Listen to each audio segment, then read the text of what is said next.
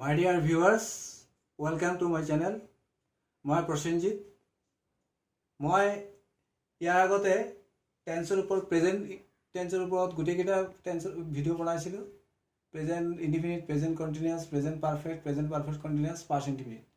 আজি আমি পাষ্ট কণ্টিনিউয়াছৰ ওপৰত আলোচনা কৰিব বিচাৰিছোঁ।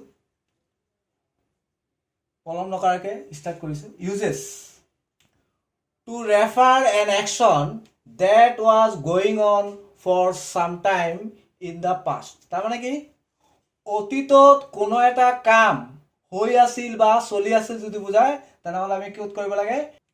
That means an action that was going on in the past.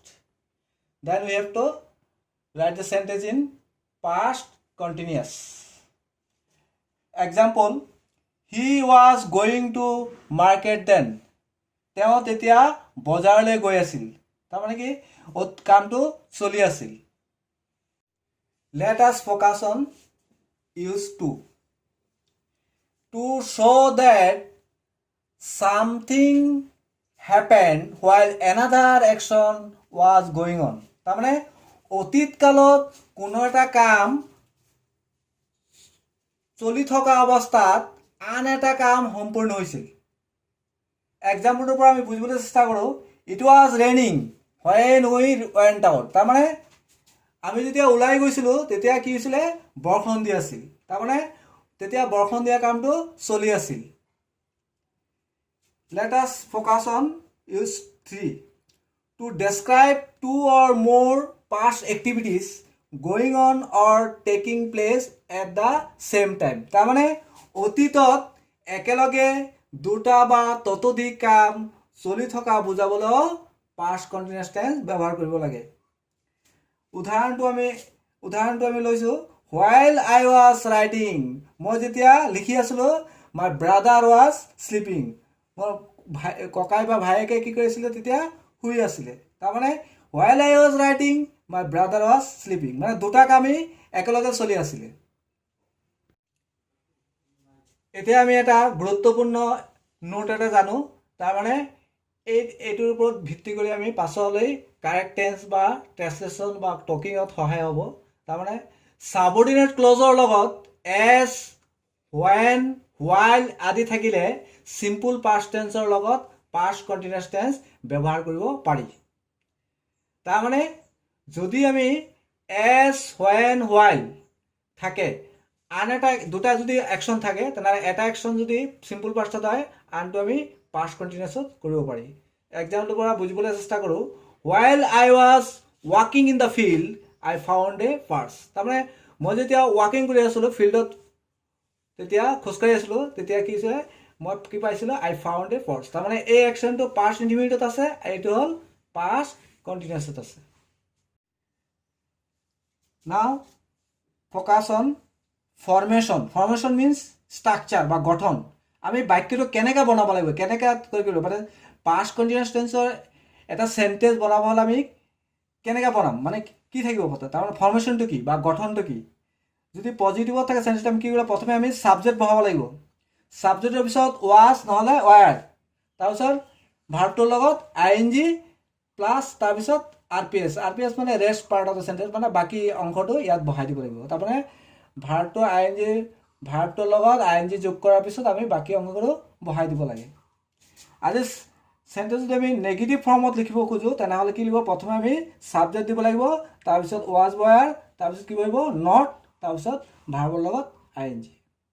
আজি আমি চেণ্টেঞ্চটো ইণ্টাৰগেটিভত লিখিব খোজোঁ তেনেহ'লে ছাবজেক্টৰ আগতেই আমি কি লিখিব লাগিব? ৱাজ ৱায়াৰ, তাৰপিছত ছাবজেক্ট, তাৰপিছত ভাৰ্বৰ লগত ING, তাৰপিছত RPS মানে rest part of the sentence, বাকী অংশটো। Let us focus on conjugation. তাৰমানে গো ভাৰ্বটো আমি টেন্সত বিভিন্ন পাৰ্চনত মানে ফাৰ্ষ্ট পাৰ্চন, ছেকেণ্ড পাৰ্চনত, থাৰ্ড পাৰ্চনত কেনেকৈ হ'ব? ফাৰ্ষ্ট পাৰ্চনত তাৰমানে ফাৰ্ষ্ট পাৰ্চন ছিংগুলাৰ মানে আইৰ লগত কি বহিব? ৱাজ, আৰু প্লুৰেলত উইৰ লগত কি বহিব? ৱায়াৰ। আৰু ছেকেণ্ড পাৰ্চন ইউৰ লগত কি বহে? ৱায়াৰ, ইউৰ লগত ৱায়াৰ।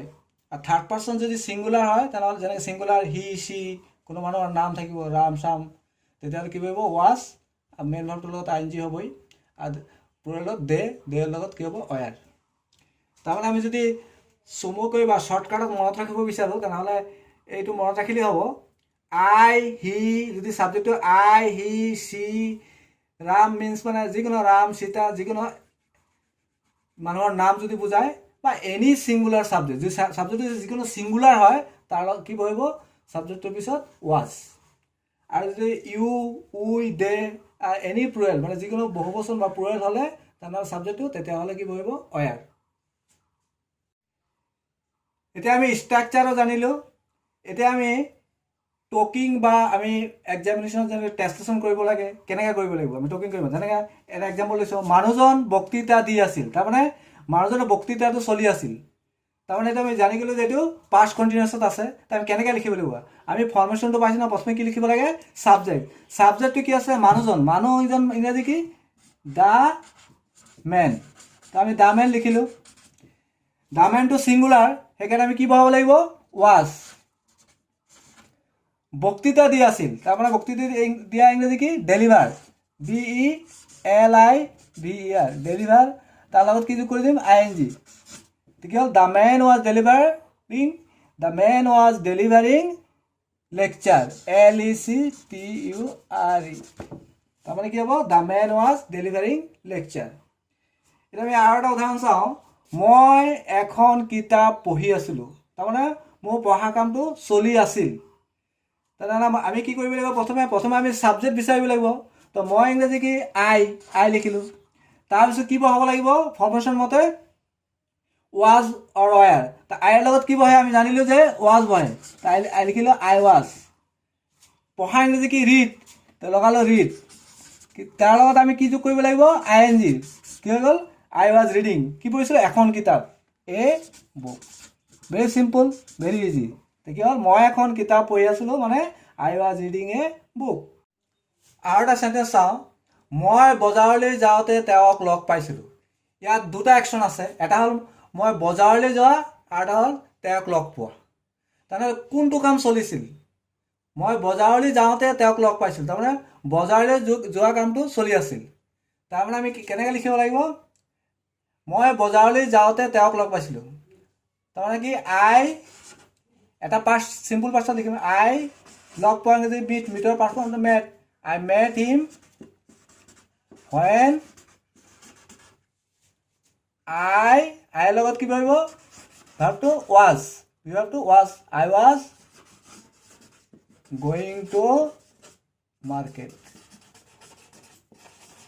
তাৰমানে ইয়াত দুটা একশ্যন হৈছে, দুটা একশ্যন আৰু হোৱাইন আছে, হোৱাইন ইউজ কৰিছোঁ আমি। তেতিয়াহ'লে কি হ'ব এটা একশ্যন কিহত হ'ব পাষ্ট ইনডিফিনিটত, আনটো পাষ্ট কণ্টিনিউৱাছ। যিটো চলি আছিল সেইটো পাষ্ট কণ্টিনিউৱাছত লিখিব লাগিব। তাৰমানে কি মই বজাৰলৈ যোৱা কামটো চলিছিল, সেইকাৰণে এতিয়া আমি পাষ্ট কণ্টিনিউৱাছত লিখিছোঁ I was going to market।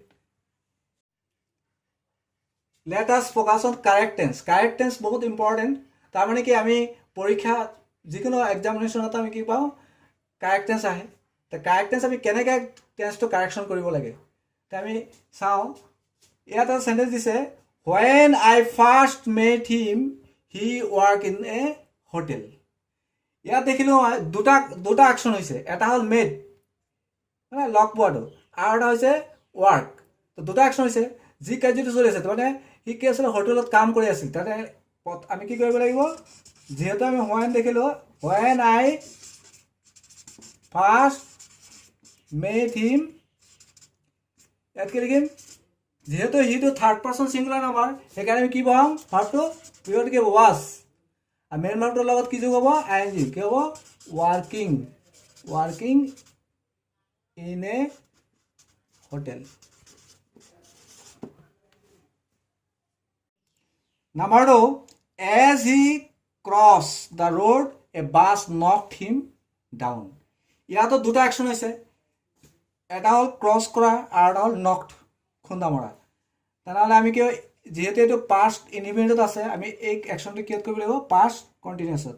তো এছ ছাবজেক্টটো ই আছে সিটো থাৰ্ড পাৰ্চন ছিংগুলাৰ নম্বৰ সেইকাৰণে আমি কি বহাম ৱাজ, হি ৱাজ। ভাৰ্বটোৰ লগত কি যোগ কৰি দিম ING, crossing CROSSING, crossing the road A bus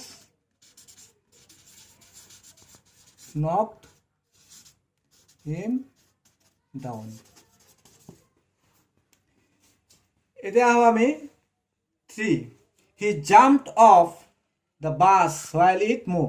ইয়াতো দুটা একশ্যন হৈছে, জাম্প মৰা আৰু এটা হ'ল মুভ। তাৰমানে এই পাৰ্টটো কি আছে, এই পাৰ্টটো he jumped of the bus while it, এইটো থাৰ্ড পাৰ্চন ছিংগুলাৰ নম্বৰ, সেইকাৰণে ইটোৰ লগত কি কৰিব ৱাজ, আৰু মুভটোৰ লগত আই এন জি হ'ব। এম অ' এই লাষ্টত একৰ আখৰটো লেটাৰ দি থাকিলে এইটো উঠি যায়, কি হৈ যাব মুভিং স্প্ৰিং কি কৰিব যাব এম অ' ভি আই এন জি।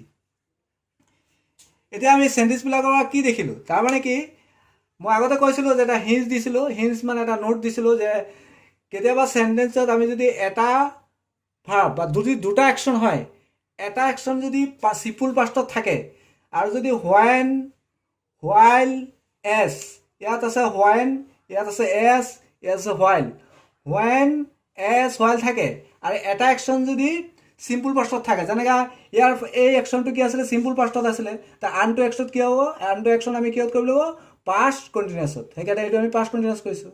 আকৌ এইটোতো আমি চাওঁ, যিহেতু এইটো চিম্পল পাষ্টত আছে নকড, তেনেহ'লে এই একশ্যনটো কি হ'ব পাষ্ট কণ্টিনিউছত, সেইকাৰণে আমি কি লিখিছোঁ এজ হি ৱাজ ক্ৰছিং। ইয়াতো চালোঁ হোৱাইল পালোঁ আৰু এটা একশ্যন চিম্পল পাষ্টত আছে, তেনেহ'লে এইটো কি হ'ব পাষ্ট কণ্টিনিউছত। এইটো এটা নোট, এইটো জানিলে মানে কি ইজিছে কৰিব পৰা যায়। মাই ডিয়াৰ ভিউৱাৰ্ছ, যদি ভিডিঅ'টো আপোনালোকৰ ভাল লাগিছে তেন্তে লাইক কৰিব, শ্বেয়াৰ কৰিব, আৰু যদি এনেধৰণৰ গ্ৰামাৰৰ ওপৰত বেছ কৰি ভিডিঅ'ৰ যদি ন'টিফিকেশ্যন পাব হয় তেনেহ'লে মোৰ চেনেলটো ছাবস্ক্ৰাইব কৰি ল'ব। ধন্যবাদ।